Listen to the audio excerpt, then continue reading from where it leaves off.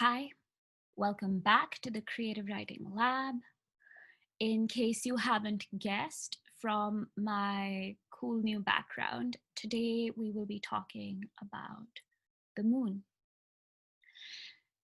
Writers have been writing about the moon ever since human beings started writing. Some of our earliest narratives pre writing are about the moon.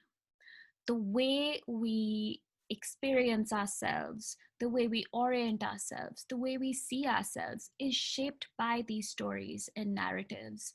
Our beliefs are informed by these narratives. In Genesis, we read, "And God made two great lights, the greater light to rule the day, and the lesser light to rule the night. He made the stars also, and God set them in the firmament of the heaven to give light upon the earth." In Hindu mythology, the moon is the mind or the heart, shifting, considered fickle, changeable. It's also a story, it's also a person in a very old story. The moon, Chandra, god of the moon, was married to 27 sisters, the story goes. But this moon god loved one sister more than the others, so they felt very neglected and complained to their father. Deeply disappointed by the moon god Chandra's behavior, his father in law cursed him, saying that his body would perish. And as a result, Chandra started to lose his shape, his form, and he rushed to Shiva for help. To save the moon god from perishing, Shiva, who's like a really kind of kind of a household name, a popular god in India, Shiva gave the moon refuge in his hair. So the crescent moon sits in Shiva's hair, even now in imagery. Um, the moon waxes and wanes time and again because it wanes because of Daksha's curse and it waxes because of Shiva's blessing. In the 7th century, the Greek poet Sappho praised the moon and personified it too.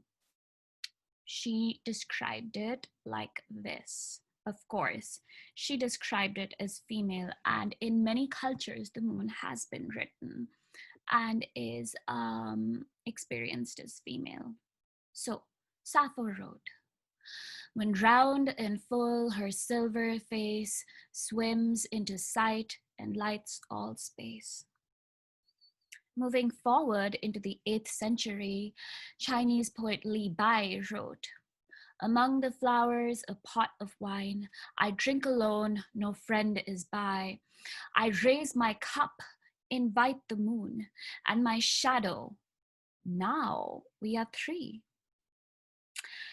As Jeremiah Jenney explained to us in an exploration about literary lushes, as they call them, I quote, "Lee's love of drink and the moon ended poorly. Legend has it that the poet drowned while attempting to hug the moon's reflection in a lake." So you can see the power that the moon had on, at least according to legend, on the poet Lee. In the 13th century, a Japanese Buddhist monk, Nichiren Daishonin, encouraged his disciples not to give up halfway, never to give up at all, by writing them these beautiful letters and stories. In one of them, he says, "The journey from Kamakura to Kyoto takes 12 days. If you travel for 11, but stop with only 1 day remaining, how can you admire the moon over the capital?" Of course, the moon is something we pursue for beauty, but we also pour ourselves, our desires, our moods into it. We sort of demonstrate our own ideas about ourselves in the moon. There are some classical poets who've done this. Here's P.B. Shelley talking to the moon. Art thou pale for weariness of climbing heaven and gazing on the earth, wandering companionless among the stars that have a different birth? Knowing a little bit about Shelley, Shelley, art thou pale for weariness?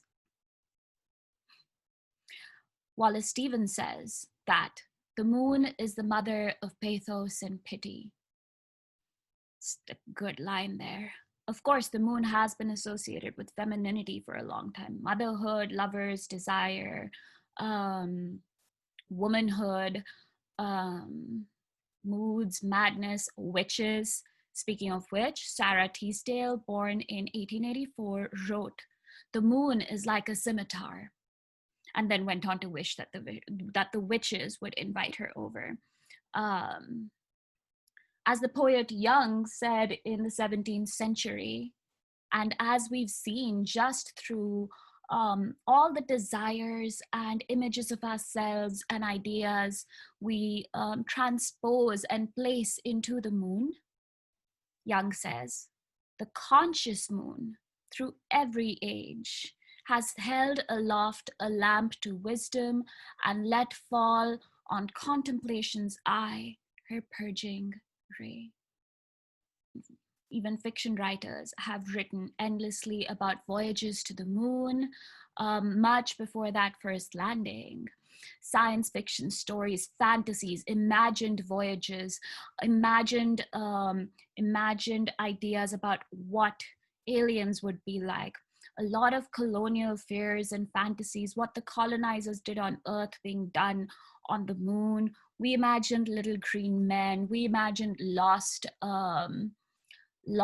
journeys into space. Whole genres developed. There were entire genres of in the 1800s on the radio of false half science, half fantasy radio programs that many people often believed, of trips to the moon and the people who lived there.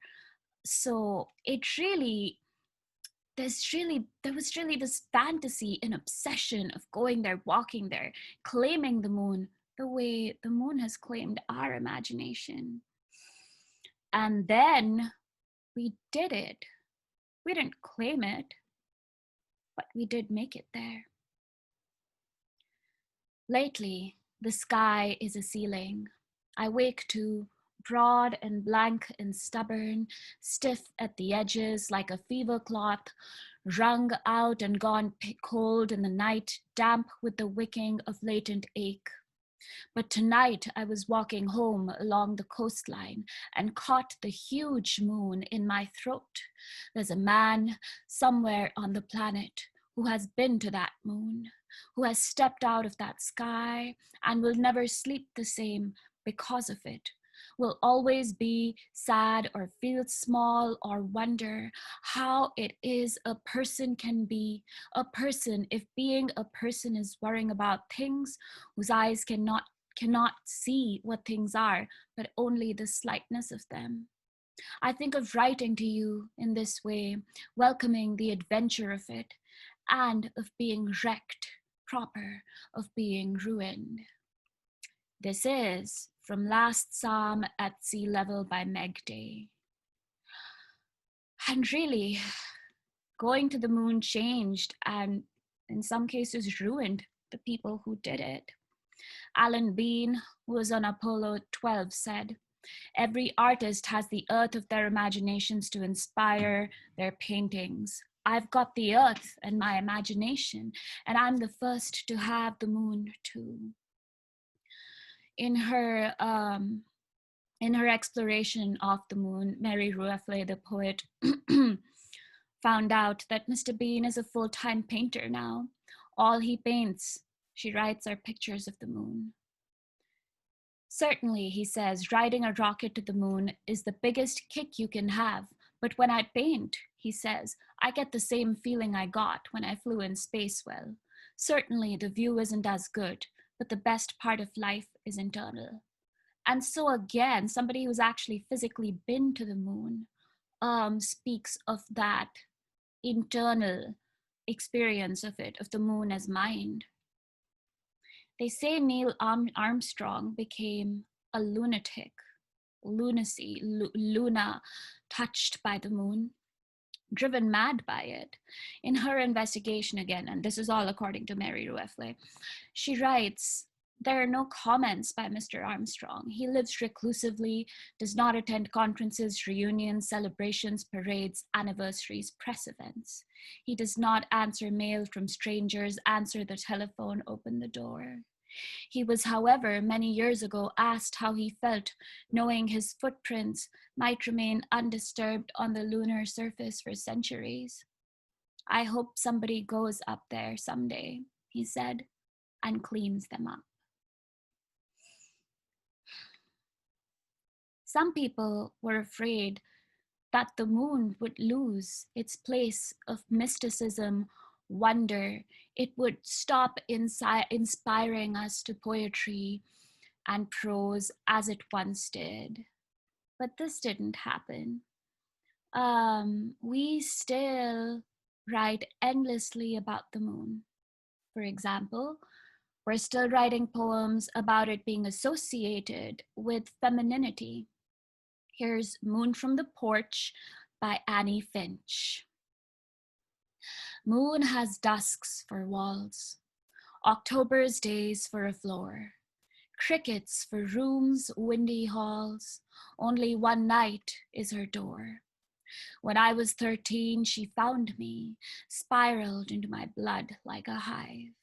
I stood on a porch where she wound me, for the first time tight and alive, till my body flooded to find her, to know I would not be alone, as I moved through tides that don't bind her, into womanhood like a flung stone. With each curve that waxed into fullness, I grew to her ready and wild. I filled myself up like her priestess. I emptied myself like her child. Flooding, ready and certain, I hid her, full, fallow, or frail, beneath each long summer's rich curtain. It covered her face, the thin grail that delivers me now. Now I'm with her, all cast shadows come home. I stand in these shadows to kiss her. I spin in her cool, calming storm. Now, as I move through my own beauty, my shadow goes deeper than blood. O triple, O goddess, sustain me with your light's simple opening hood.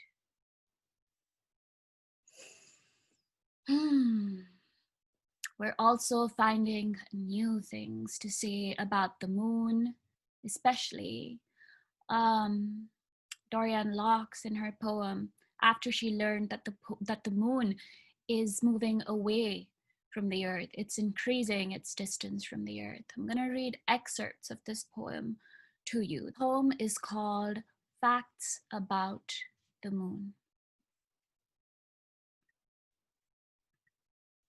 The moon is backing away from us, an inch and a half each year. That means if you're like me and were born around 50 years ago, the moon was a full 6 feet closer to the earth. What's a person supposed to do? I begin thinking about the moonlit past, how if you go back far enough, you can imagine the breathtaking hugeness of the moon, prehistoric solar eclipses where the moon covered the earth so completely there was no corona, only a darkness we had no word for.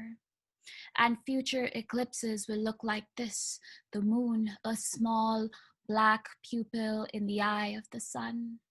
But these are bald facts. What bothers me most is that someday the moon will spiral right out of orbit and all land-based life will die. The moon keeps the oceans from swallowing, the shores keeps the electromagnetic fields in check at the polar ends of the earth. Please don't tell me what I already know, that it won't happen for a long time. I don't care, I'm afraid of what will happen to the moon. Forget us. We don't deserve the moon. Maybe once we did, but not now after all we've done. These nights, I harbor a secret pity for the moon, rolling around in space without her milky planet, her only child, a mother who's lost a child, a bad child. She loves that boy anyway, and in spite of herself, she misses him. And if you sit beside her on the padded hospital bench outside the door to his room, you can't not take her hand, listen to her while she weeps, telling you how sweet he was, how blue his eyes, and you know she's only romanticizing, that she's conveniently forgotten the bruises and booze, the stolen car, the day he ripped the phones from the walls, and you want to remind her of the truth, and you almost do, until she lifts her puffy, pale face, her eyes, two craters, and then you can't help it either. You know love when you see it. You can feel its lunar strength, its brutal pull.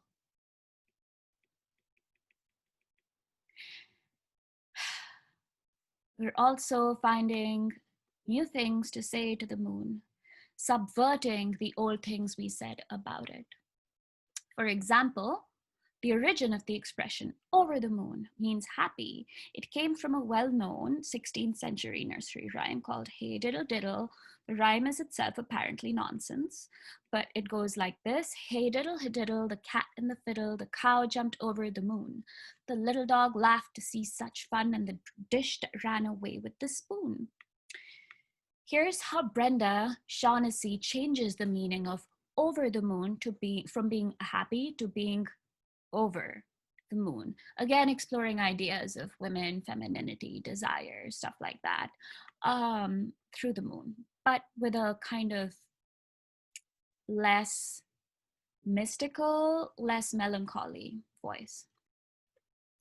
I'll howl at you, moon. I'm angry. I'll take back the night, using me to swoon at your questionable light.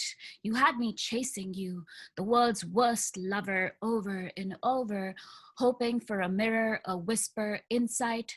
But you disappear for nights on end with all my erotic mysteries and my entire unconscious mind. How long do I try to get water from a stone? It's like having a bad boyfriend in a good band. Better off alone. I'm going to write hard and fast into you, moon. Of course, this was an excerpt. No matter what we do, even now, we are writing the moon with longing, with urgency, with melancholy, and always when we write about the moon, we write about ourselves. We are so tied to the moon as an idea, the moon as something that is endured with us, the moon as something that can teach us. Here is Ted Kuzer's New Moon. How much it must bear on its back, a great blue ball of shadow, yet somehow it shines, keeps up an appearance for hours tonight. I walked beneath it, learning. I want to be better at carrying sorrow. If my face is a mask formed over the shadows that fill me, may I smile on the world like the moon. Today's writing prompt. Write about the moon as if it were a person and as if you were that person. What do you want, moon? What do you think? What do you feel? Who do you talk to? Do you listen? Do you say anything back? Set a 7-minute timer. I will do the same, and let's begin.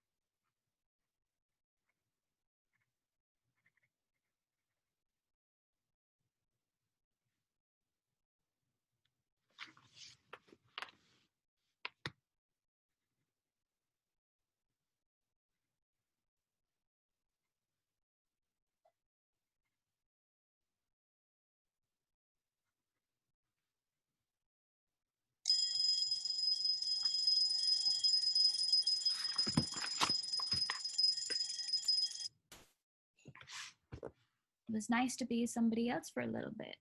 It was nice to be the moon for a little bit. Um, I hope that was fun.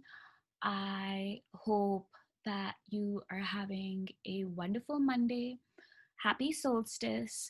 Have a really happy holiday and take care of yourselves.